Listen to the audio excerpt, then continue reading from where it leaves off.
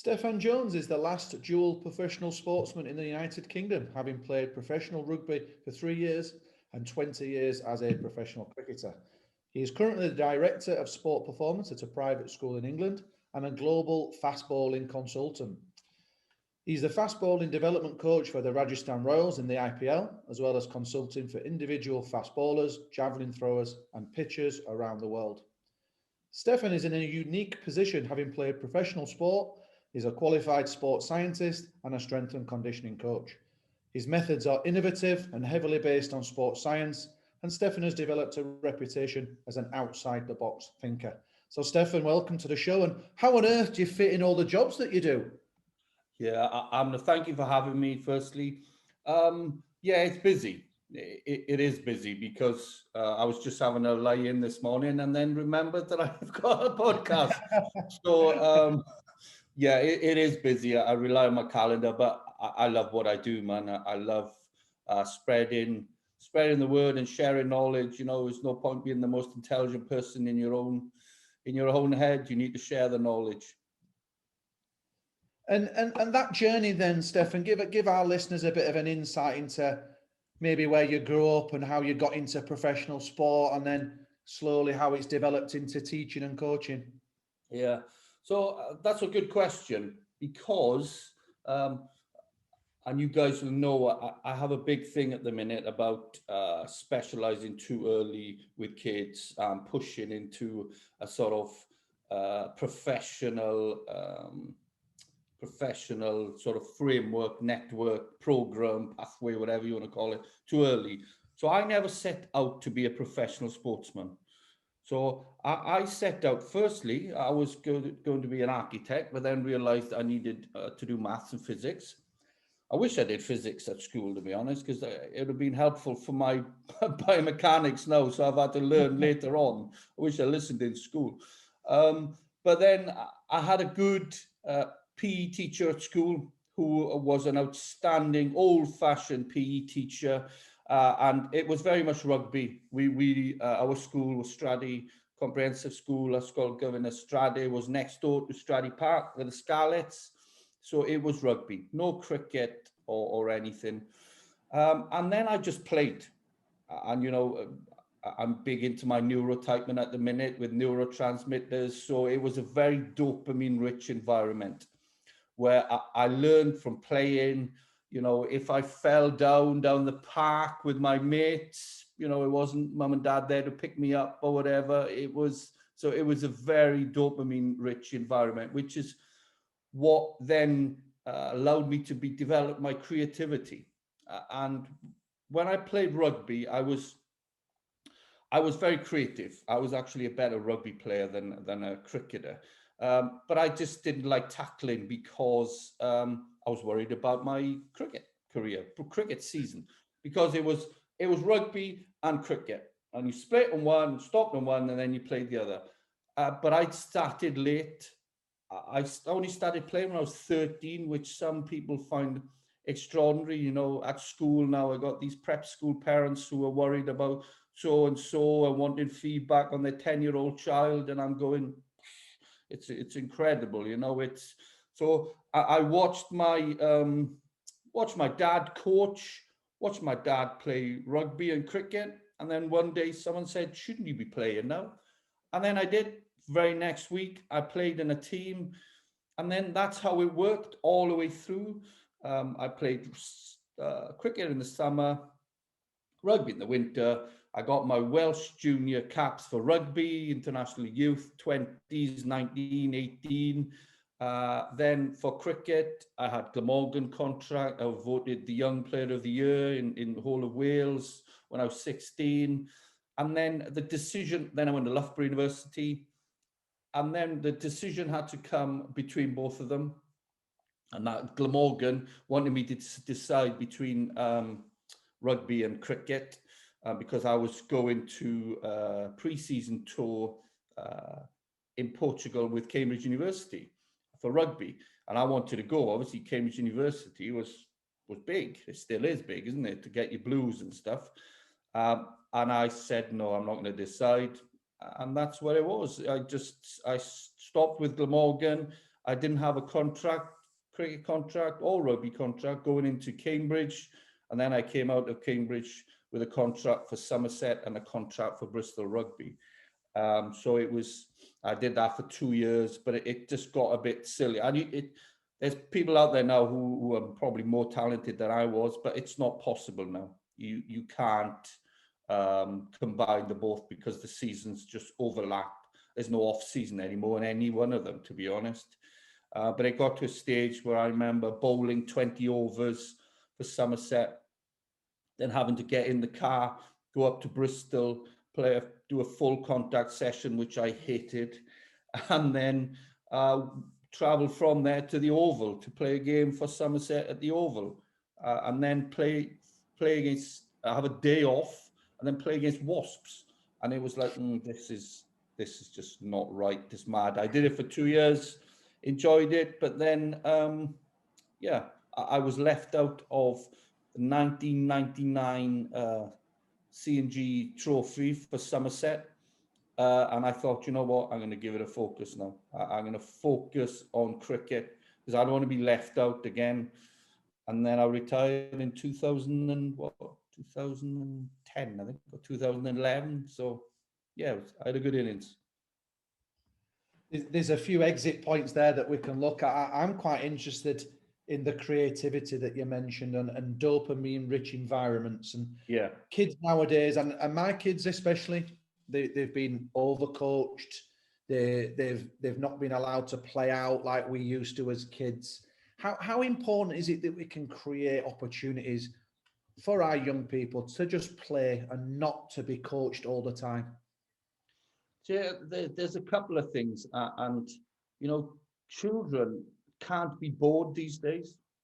They just always want to be entertained, to do this or do that, and I haven't got anything to do. My two daughters are the same, but it's okay to be bored. It's okay to find creative ways to entertain yourself without having an external sort of someone giving you feedback and the reward mechanism. And so I just think, well, my opinion, which is controversial, but I am Welsh, we normally are, to be honest, it is there shouldn't be any representative sport before the age of 16. It serves no purpose. It serves the ego of the coach, and what you'll normally find is that coach didn't have a great career. This is generalized, obviously. There's some great people out there.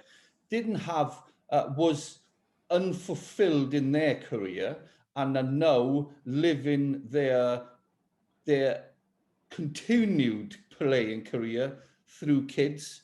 And that's not right. It's not right that we should be limiting the tier to the elite at that age. It's down to the stages of maturation, and what you'll normally find as the ones in the pathway at that age are just early developers.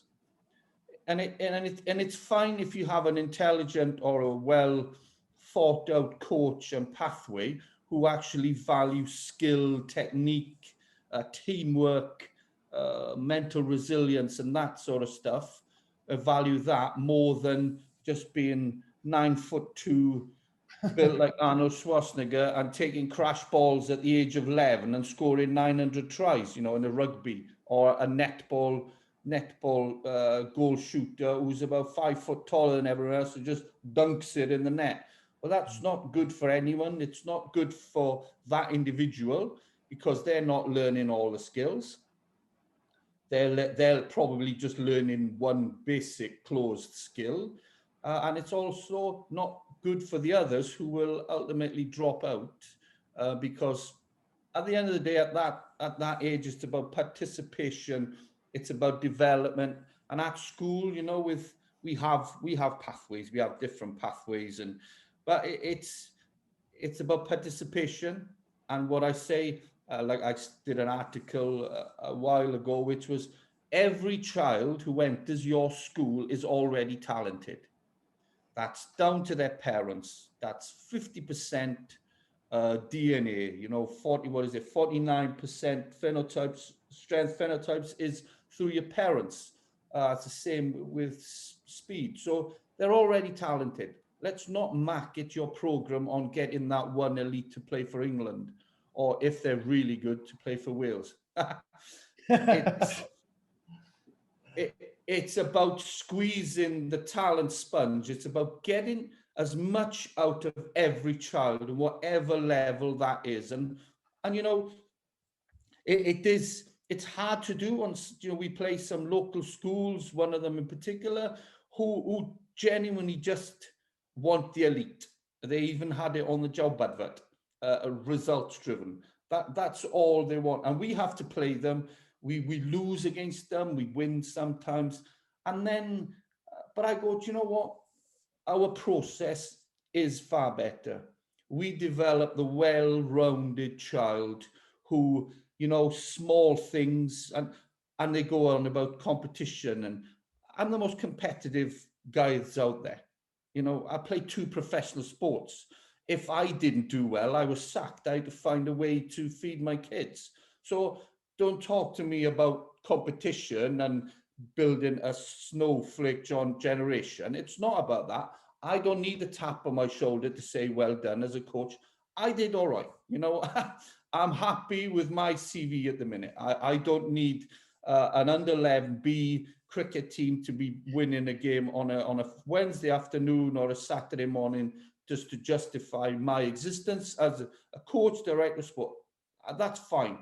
As long as they get something out of their experience with me, learning new skills, what I call the unmeasurables, playing for your team. We'd stick the early developer out in the wing. Okay, everyone else have to get him the ball. Or we'll put the early developing batsman, batswoman, down the order. So everyone else contributes, but then actually that early developer is still going to have an impact. Can they now clear the ropes and get 20 off the last over? Now I'm testing you while everyone else is participating. And can that early developer bowler bowl the last over? So so if people look at it that way, everyone is getting something out of it. But actually, that child who's developed early is just being challenged a bit more. Can you nail 6 Yorkers? And that just small things like that. But it's about playing. It's not about being constrained by certain guidelines when you're playing or for your school. It's so what I say to our pupils and our teachers, we need to lose 3 out of 10 games. You learn more from losing than you do from winning. So we have a fixture card that we have some that we might win now and again if we get it right in terms of our coaching, and then we have some that there'll be a good game, but we're more likely to win. But then we have 3 then that we got absolutely no chance of winning. So it's really important that it's easy. The worst thing that's out there is the league tables. Someone explained to me how you can be top 10 in a league table during COVID. We've had lockdown. Well, I honestly just, when that came out, when that was made public a couple of months ago, and there was the top 100 schools, I don't know if you've got to enter or whatever, and then I was looking down, so what is the criteria for that? Because we've been on lockdown, so nobody's played anything. So we had a rugby season and a girls' hockey season. So what you're telling me that to get top 5 on that list, you've had to have given 100% scholarship to an early developing child in the centre, or a gun hockey player who's probably an early developer as well. And that's going to get, and now you market yourself on that league table. And I was just like, I found that really hard, if I'm honest, because there was a couple of schools in this vicinity that were on there, and I'm going, so what is your criteria for getting on that? If it's remote learning, then do you know what? We did all right. Wellington School did all right. We had live lessons. Every lesson was live. We had remote learning. The talented athlete pathway, which we have because it is a separate pathway, had their own program. You know, I had 10 speakers on webinars, from Marcus Trescothick to Courtney Hill to a local, to the leader of the fire service in the Southwest. You know, we did all right. But if you're judging it on rugby and hockey early season, then it was just, as you can probably tell, that rattled me a bit, because that was just that was just very wrong. And the league tables for school, I just don't get that. It's education, you know. The clue is in the title. We're there to educate. It's not performance, and it's not about building a pathway. See, even my dog is getting angry. Look, you can hear her in the background. I want to come back to that in a little bit, Steffan. The performance versus education. You know, I'm going to get me angry. Before then, let's give you a breather and take you back a few steps. You mentioned earlier the early specialisation argument, and obviously that isn't a new discussion. That's been something that's bubbled for years and years. But you've been really specific in saying 16 years old. Why do you think it's 16 years old where that becomes something that's a lot more accessible and a lot more acceptable for students to start to access at that age? Well, it's sixth form, isn't it? So it's entry into sixth form, which is one thing. But also, you know, Mother Nature has dealt her cards then. That's pretty much, you're done.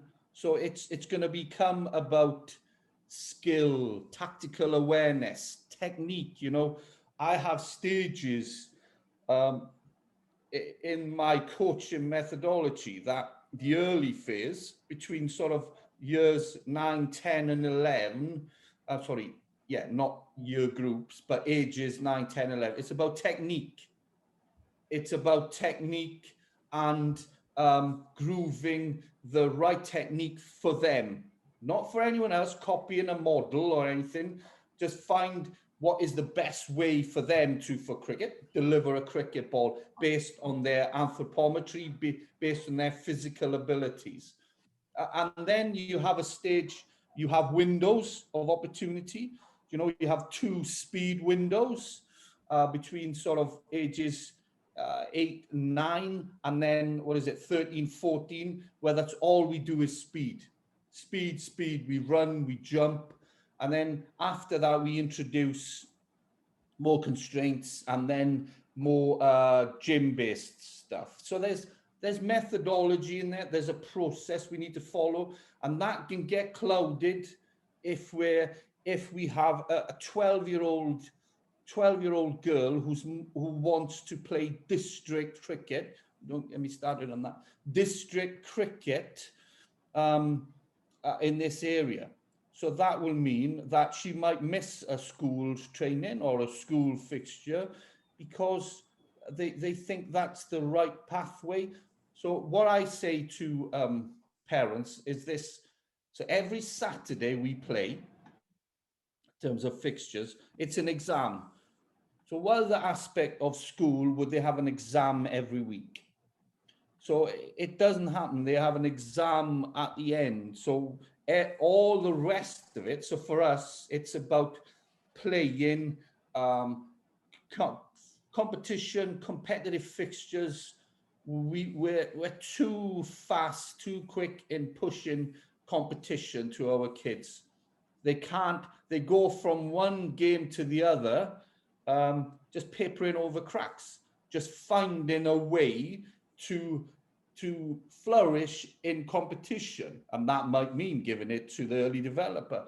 So we need the bits in the middle to prepare for games, for everyone to improve their skills, to learn more about the game. And it's the same with coming into pathways, sorry. So no, I was just going to add there, just to try and contextualize what you're saying. There's an assumption that going from game to game and papering over the cracks, as you call it, doesn't allow children the time to really reflect and consider what they need to improve and where to go. Are you saying, therefore, a better model is working towards competition and putting competition in a shorter time scale? So, you know, independent schools, international schools, very similar like this. Is the model better to be a fixture every week with learning and reflection in between, or build up towards a competition over the course of 2 or 3 days and then go again? Or are neither of those the better option? Yeah, I would say the second one. So people forget competition is contextual. So me against you is competition. So when they go, well, they don't get any competition and challenge, well, it's up to you then as a coach to upskill your knowledge and find out how you can make in-house learn by playing, or whatever you want to call it, make that program better. But because if it was just about the kids and them learning by doing and competition, then cool, I'm fine with playing every Saturday. You put it into practice, but we know it's not. It's about school against school. It's about league tables. It's about parents when they have coffee with each other on coffee morning, just saying my school is better than yours, and that, because that happens. And it doesn't become about the child itself. It becomes about the environment around them. But I do strongly believe in the festival sort of model where we go. So for our prep school, I've asked that we only play one every 3 weeks. So we have 2 weeks training, because if for example the games are on a Wednesday, so that's the training session as well. Say if we have we have 2 hours sport on a Wednesday. Well, if you play every Wednesday, when are you going to be able to coach them? So what I said was, let's have 2 weeks where we train and then we play a fixture. So then yes, okay, they only have 5 or 6 fixtures a summer, but you know what? We've probably increased their time on task in learning open, closed loop skills, whatever you want to call them, by about 50%. And that's what it's about, surely, as in a school. It's about learning skills. So I do prefer a model of 3 week teaching, coaching block, then a festival, and let's go again. And it's not every Saturday exam. Yeah, it's really interesting that phrase exam starts to put it into context a little bit. And I think there's a counter argument for that. I think obviously looking at it from a point of view of having you 2 or 3 weeks to be able to practice and then a week to put that into context, that suggests, doesn't it, a value of what the outcome of that game is. To look at that another way, would your fixtures every week without a focus on the outcome be more around, well, actually, we're going to play every week because that gives you more access and it gives you more opportunity to play. We're not going to be worried about what the result is, but we learn through the process of playing. Does that give an opportunity for children to feel a little bit less anxious about performing, as it were, and understand that those performances are an extension to practice and not necessarily a final sort of assessment, as opposed to that model where they feel like they're building up to something that does add the anxiety in it? I'm just trying to look at it from another angle to see if that's a reasonable argument as well. Yeah, no, it is a great argument, and I also agree with that. But it depends on their stage of development, isn't it? It depends where they are, what age they are. And that would be, and again, it depends on what you're trying to do. What is the environment that you're trying to nurture your kids and the schools around you, the teams. It's all right for me, you know, I'm a pretty maverick director of sport. I rip the rule book up and we do it. That's fine. But I expect my pupils to play against a school which has no concept of that. It's about winning 80-0.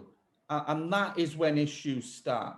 Like if we have sometimes as a group of schools gone, actually, there's no fixtures here, there's no results, let's play festivals. And that was every week.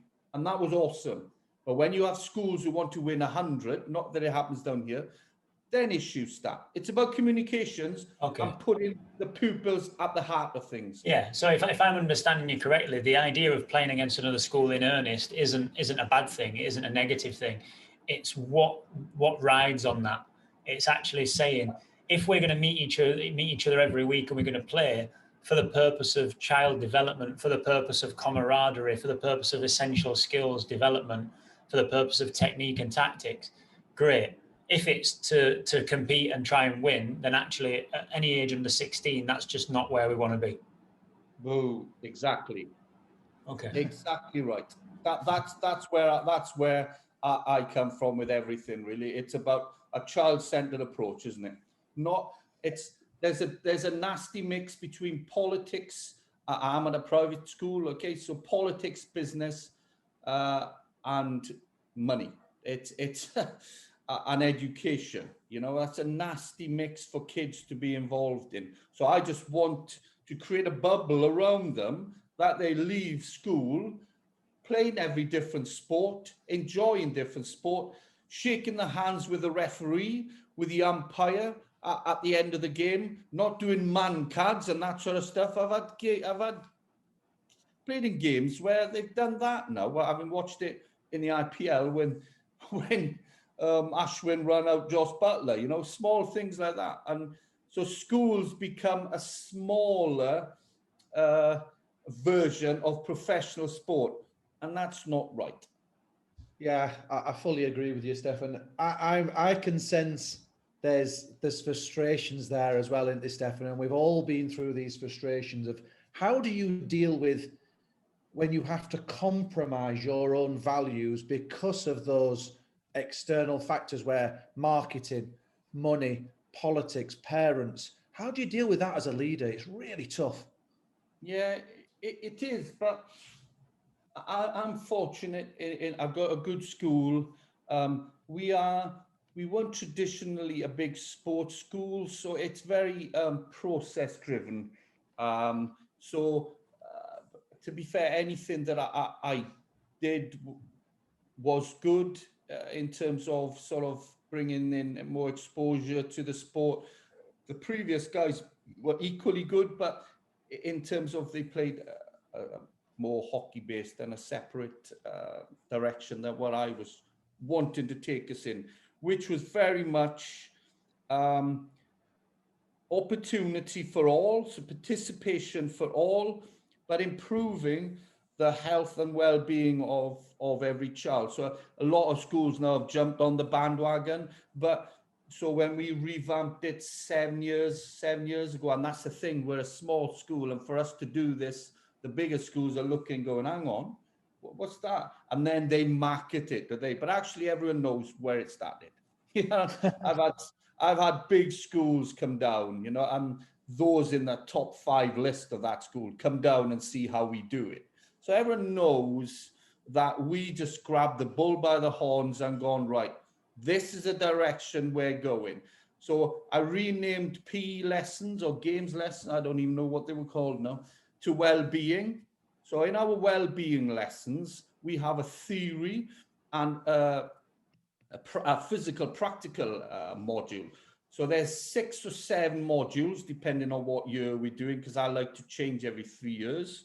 And then they have nutrition, diet and nutrition, and mental health and resilience. And those lessons are sat in the classroom. So depending on where you are, the PE lesson, you might be sat in the classroom or actually doing some cooking. And then for the other modules, it was strength, speed, agility, energy system work. And that's every child from year 5 to year 11, because 6th form, it becomes a different path program.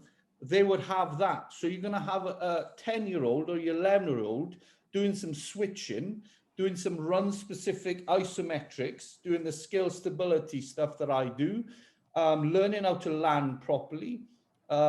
Energy system work would involve actually cross-country, would involve swimming, but it's sort of given a new title, so it becomes a bit sort of more fashionable as such, not the old cross-country model of a punishment, but everyone will do it, because I genuinely don't think that kids these days are aerobically fit enough.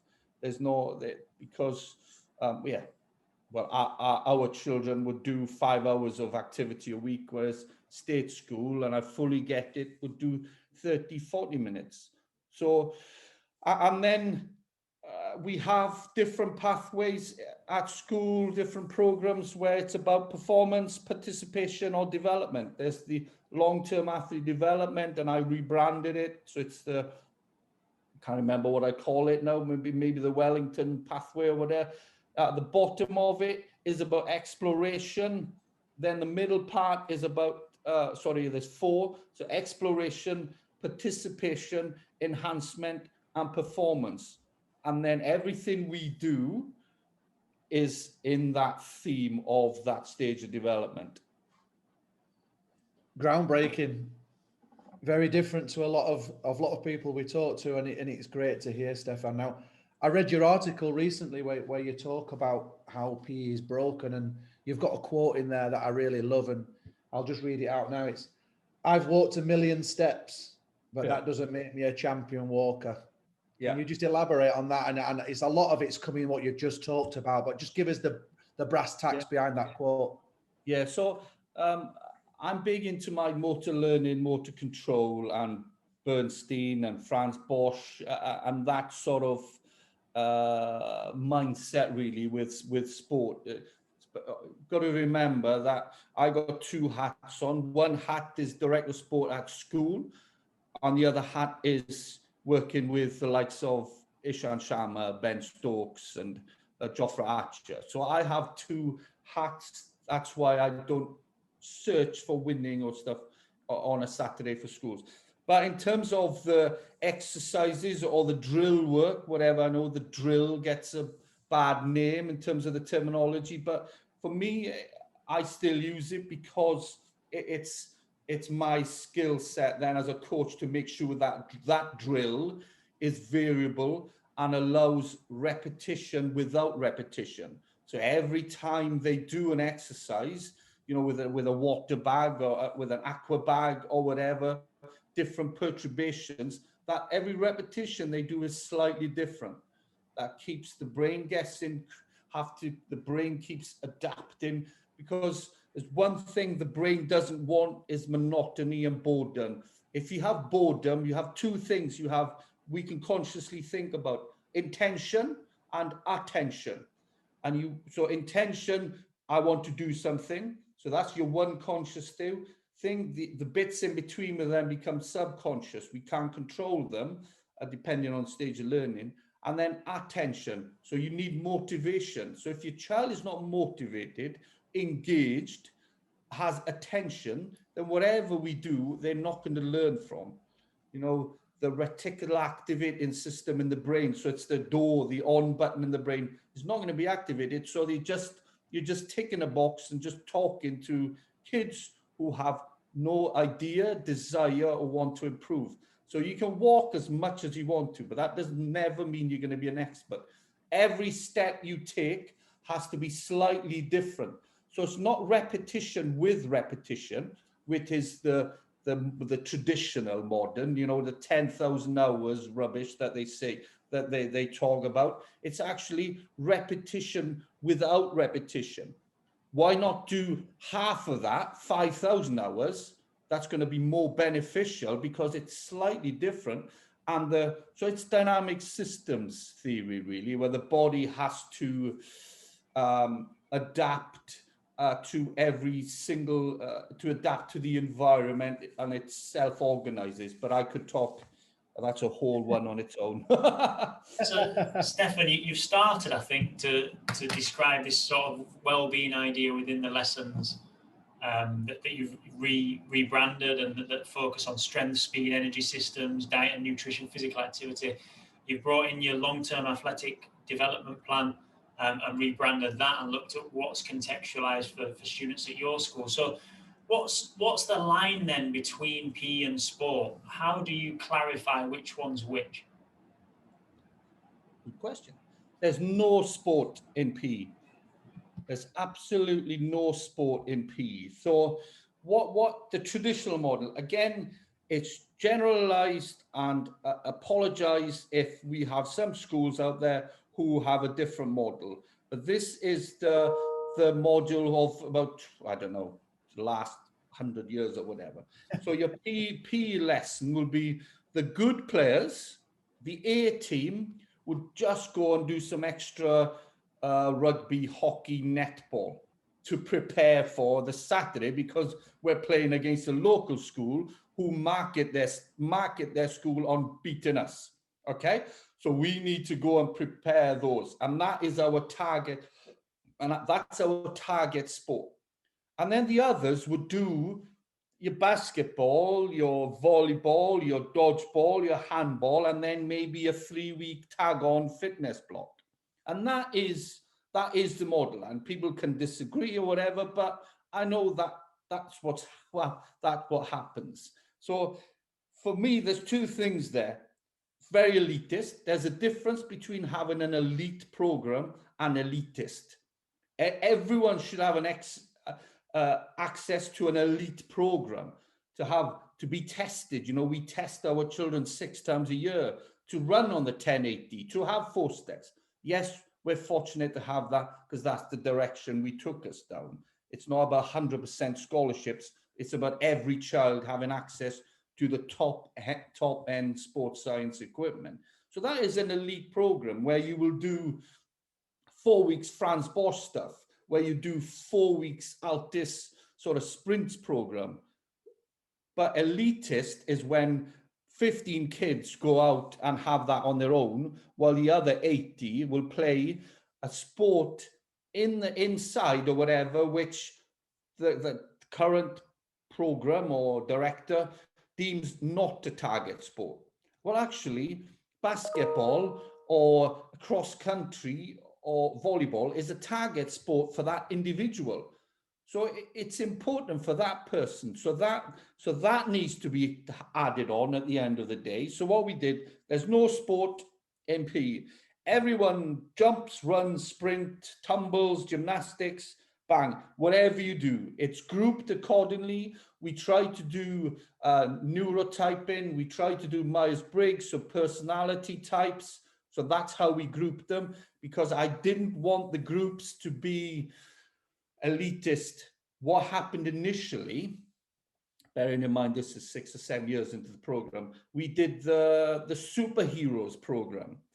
So where we had iPads and there was movement patterns, Iron Man, Spider-Man, Superman, and all that. And then we grouped them based on how they moved. And then from there, then we ranked on their movement patterns. And obviously, what happens then is that your 18 players are normally the good movers. So the groups was very much based on sport as well. So group 1 was the rugby team, because they can squat, and there's a reason why they're good at their sport, because they move better at a young age. So I wanted to get rid of that straight away. And then we went into some psychometric testing, how they learn, and that actually worked. But maybe I think it was more luck than judgment, if I'm honest. But the groups were great, boys and girls together, and then how they learned. And what we try to do is, if you had visual learners, we put more posters up. And again, this is in my head. It wasn't done fully like that as such, but that was the initial plan of it. So how they learned would be how we taught the lesson. But again, it's hard in a school for various constraints and budgetary, but that was my vision for it. And then the sports lessons would be period 5 every day, and then period 6 would be called a performance hour. So period 6 is your clubs, and that was called the squad session or whatever, the A-team session. And I said, no, we got to get away from that terminology as well. It's a performance hour, but it's performance based on that individual. So a performance hour, club hour, might be a swimming session for a swimmer, or it might be a cross-country session for a tempo running session for a cross-country, but it's still performance hour for that person, But for your rugby A team, B team, whatever, it's a performance hour because you're there now because you want to improve your rugby. And then every child gets the same specialist attention for their choice, really. We can't be pushing a child to think that rugby, hockey, netball, cricket is a target sport. You know, some parents might listen to this and go, well, they didn't know that. And that is the thing, isn't it? It's difficult to get your message out to everyone. That's why I like doing this podcast, because probably parents will be listening to me going, oh yeah, there's a reason why you do that. That's awesome, well done. Because actually, how do you access, 300 parents? But that's my methodology. So we branded it sports performance and well-being. That's what we're called now as a department. We're not a P department, we're SPW department. And each of those letter has a specific purpose. Wow. I love how you can sort of flick between education and professional sport and pigeonhole them in your separate boxes. It's quite refreshing, because I've not really heard many sports coaches who've played at a high level have this inclusive sort of view of sport. Where do you think that came from? Was that a definite process of learning on your behalf, or was that just something that's always been with you? I don't know. It's a good question. You guys ask good questions, man. It's funny, but I genuinely I'm more concerned about the journey to the game than I am the game itself. I love the improvement that you see, like when I trained. Well, that's the thing, when I played, I would have played professional cricket for free. I got paid for doing something that I would have done anyway. Don't tell them. Well, I wouldn't have told them that, but but I loved training. I read somewhere, so my heroes were David Campese, were Dennis Rodman for the Chicago Bulls, and he was a maverick. He was different. On my bag, I wrote "Dare to be different." So I always wanted to be. I hate status quo, and that's why my coaching my fast bowlers is slightly different. Because what's to say that person who designed the coach education is right? He might be right, and that's awesome. But normally, it's someone who was an ex-professional in the game and has now gone straight into professional coaching. Just because you played, doesn't mean you're going to be a good coach.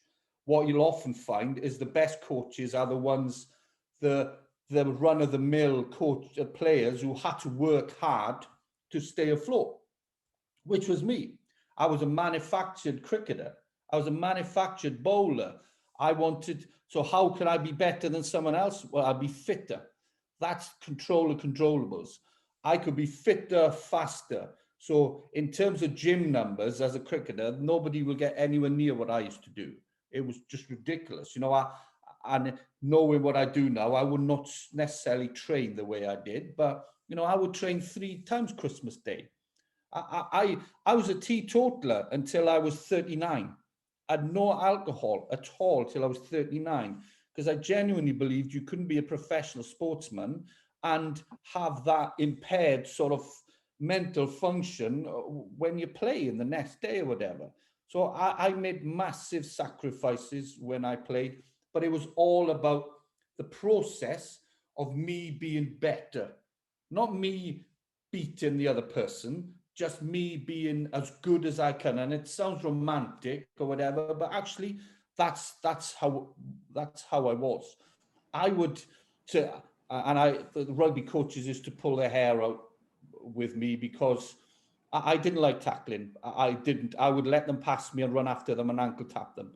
And I put that down to actually not wanting to hurt my shoulder, because tomorrow night I was in the nets for Glamorgan, having a net. So I didn't want to injure my shoulder. But I would say to them, yeah, they might score 2, but I'll score 4. And that was my mentality when I played rugby, was that I'd always, that creativity, because I learned from watching my dad I remember being in the changing rooms and watching my dad give his sort of pre-match and post-match talk. I would just listen to him talking, and I learned from that, as opposed to others would have been in an under 10 rugby game playing, and then maybe just watching a big boy running and scoring and going, yeah, we won again. But actually, I've not touched the ball. Whereas I was playing in the nets where my dad was batting or on the field. I was in the nets, just putting cones down, bowling. So that psyche then is ingrained in me in that key stages around the 9, 10, 11, 12 years. So it was very much process driven of hitting the cones or kicking for posts, or I couldn't pass with my left hand in university. I used to go on the road in Loughborough. I used to pass hundreds, just hundreds. Instead of doing some work in the lectures, we used to pass. But I always used to go my left hand.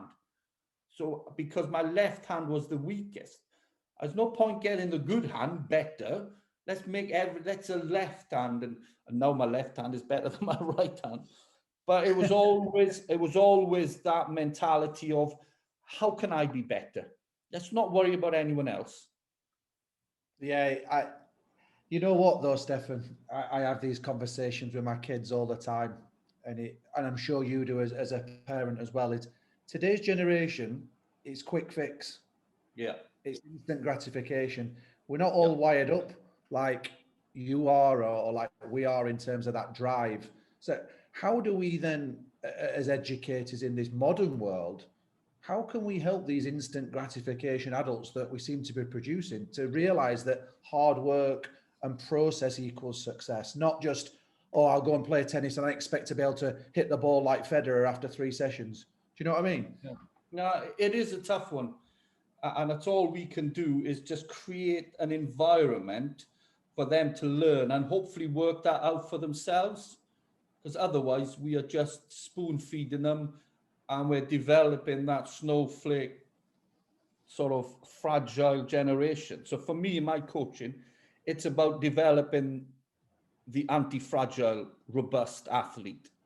And that may mean, actually, I do a session where I call the chaos monkey, and I think it's from some book, I think.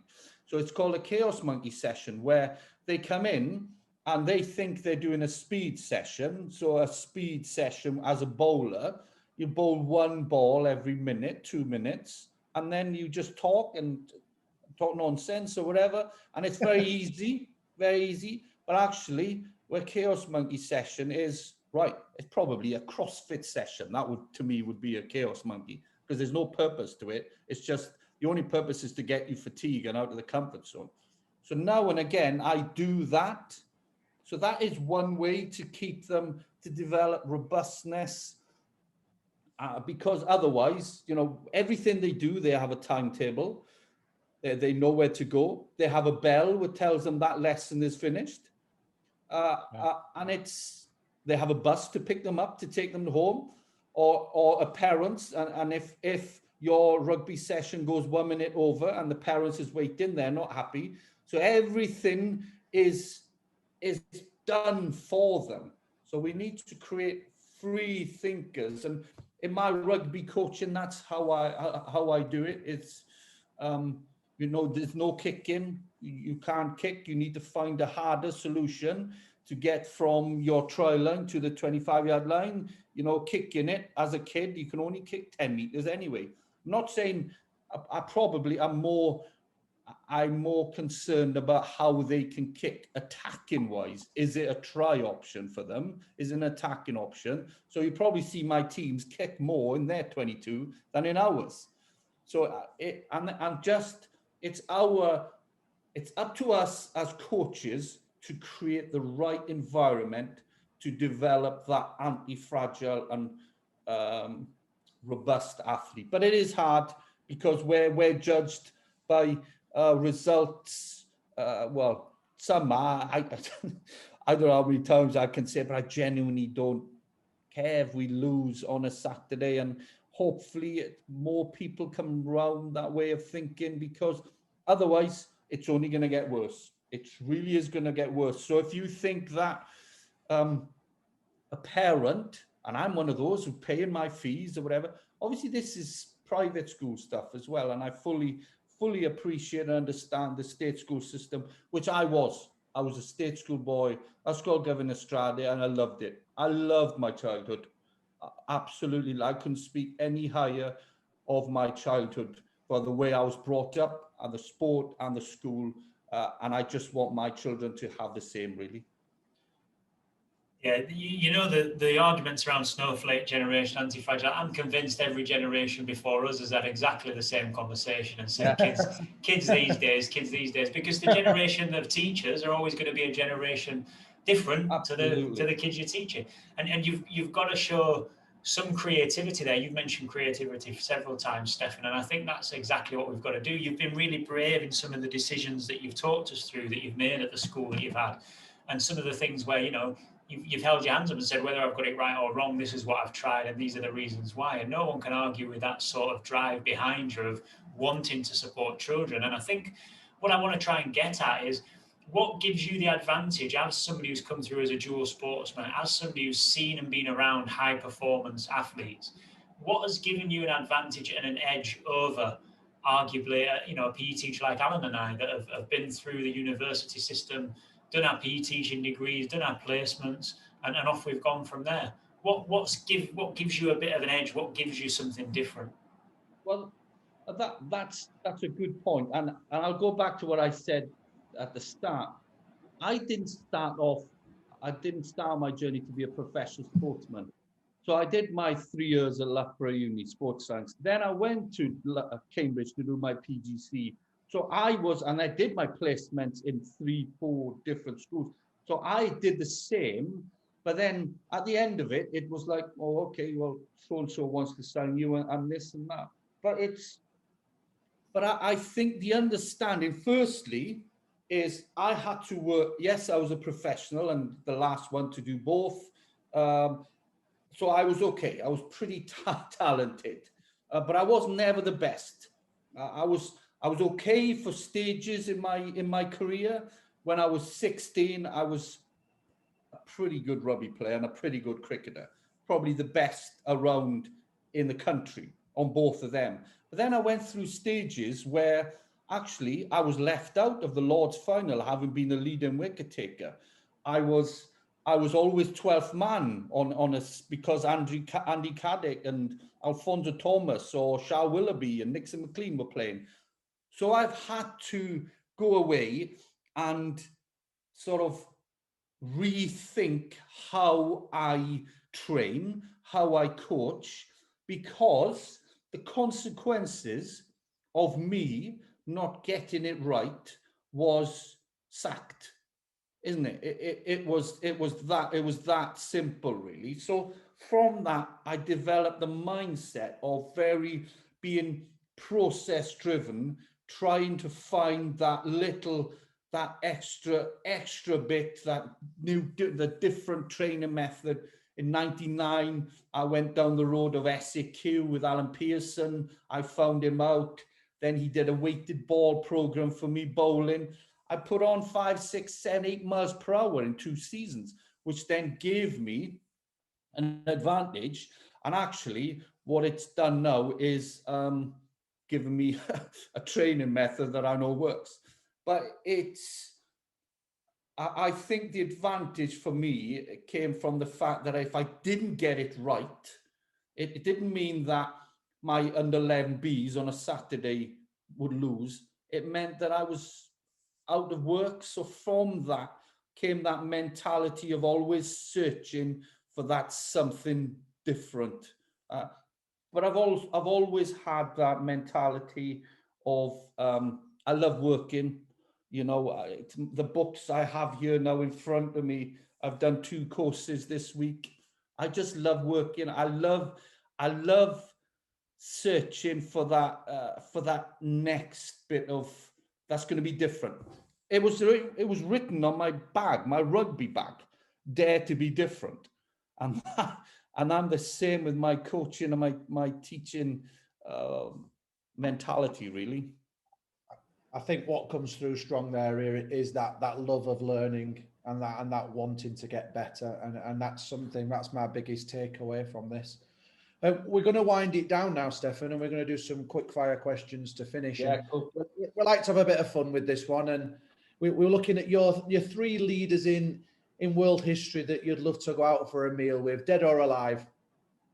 Nelson Mandela. Very popular choice.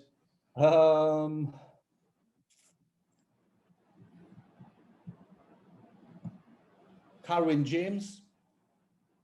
Yeah. I wouldn't know of anyone else, to be honest. What about a sport? What about one of your top coaches that you've worked with, Steffan, who's really inspired you? Bob Woolmer. Yeah. So you got Nelson Mandela, Bob Woolmer, and Carwyn James. I've never been asked that question before. It gets people thinking, doesn't it? It's quite nice, Yeah. and it's nice to know where people like to go with it. Lewis, to finish. I think I know the answer to this one. Other than dare to be different, Steffan, if you had a billboard at the side of a busy motorway in the UK and you're allowed to write one phrase on the billboard, what would you write? I can't probably say what I want to say, but it would. Don't be afraid to get it wrong. Don't be afraid to get it wrong. Is a big thing that I sort of try and stick to, and that does come from dare to be different. So you don't want to dare to be different if you're afraid of getting it wrong. Yeah, there's a contradiction in terms, isn't it? Exactly. Top man.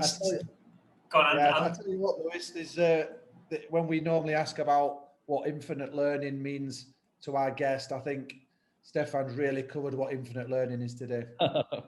Those two phrases, right? Dare to be different and don't be afraid to get it wrong. Yeah.